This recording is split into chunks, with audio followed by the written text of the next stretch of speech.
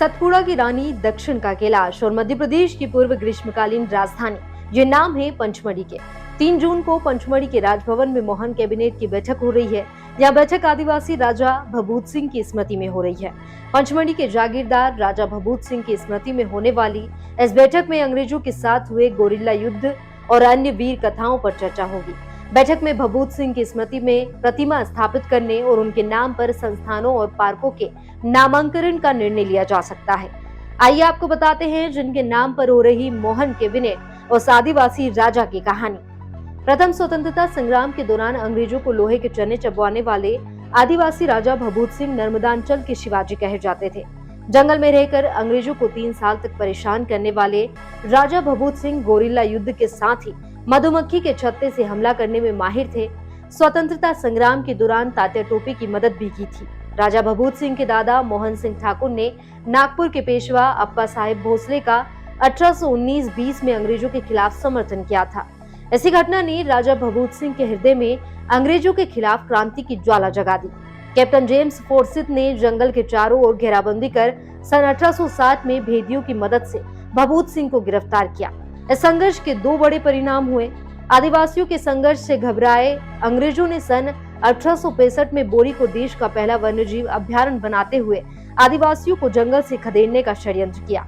यही नहीं, captain James Forsythe को उस पंचमढ़ी की खोज का श्रेय दे दिया गया जो आदिवासी जागीर के रूप में जंगल में सदियों पहले मौजूद था। इतिहासकार के अनुसार नर्मदांचल के शिवाजी कहे जाने वाले राजा भभूत सिंह 1857 की क्रांति के दौरान हर्राकोटा के जागीरदार थे। राजा भभूत सिंह ने पंचमढ़ी जागीर के स्वामी ठाकुर अजीत सिंह के वंश में हर्राकोटा रायखेड़ी शाखा के जागीरदार परिवार में जन्म लिया था। राजा भभूत सिंह 1857 की क्रांति के दौरान तात्या टोपे के साथ मिलकर अंग्रेजों के विरुद्ध संघर्ष करने के लिए जाने जाते हैं। राजा भभूत सिंह भगवान शिव के भक्त थे। उन्हें औषधियों का भी काफी ज्ञान था जो युद्ध के दौरान सैनिकों के घायल होने पर काफी काम आती थी। राजा भभूत सिंह को जंगल के चप्पे चप्पे का पता था। वही अंग्रेज जंगल से पूरी तरह से वाकिफ नहीं थे। देनवा घाटी में अंग्रेजी मिलिट्री सेना और मद्रास इन्फेंट्री टुकड़ी से भभूत सिंह का युद्ध हुआ। इसमें अंग्रेजी सेना को हार का सामना करना पड़ा।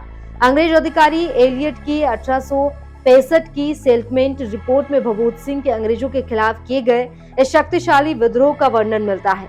राजा की सेना 1860 तक अंग्रेजों से सशस्त्र संघर्ष करती रही और अंग्रेजों की हार होती रही। अंग्रेजी अफसर एलियट ने इसे लेकर लिखा है, राजा भभूत को पकड़ने के लिए मद्रास इन्फेंट्री को बुलाना पड़ा।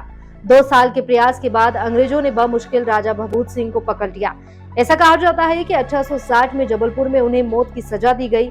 कुछ संदर्भ में मिलता है कि उन्हें फांसी दी गई थी, तो कुछ स्थान पर गोली से छलनी करने का वर्णन है। बता दें, मथई और पंचमढ़ी के बीच घने जंगल में आज भी भभूत सिंह के किले का द्वार और अग्रिया लोहारों की भट्टियां मौजूद है। ऐसे पता चलता है कि वे न केवल किला बनाकर लड़ रहे थे बल्कि बड़े पैमाने पर हथियार बनाने की क्षमता रखते थे।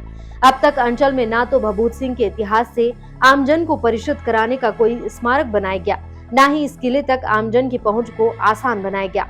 किला और हर्राकोटा रायखेड़ी दोनों सतपुड़ा टाइगर रिजर्व के बफर क्षेत्र में आता है। राजा भभूत सिंह भारतीय इतिहास के महान स्वतंत्रता सेनानी थे। वे युद्ध शैली के ज्ञाता थे। उनका क्षेत्र सामाजिक दृष्टि से विकसित था।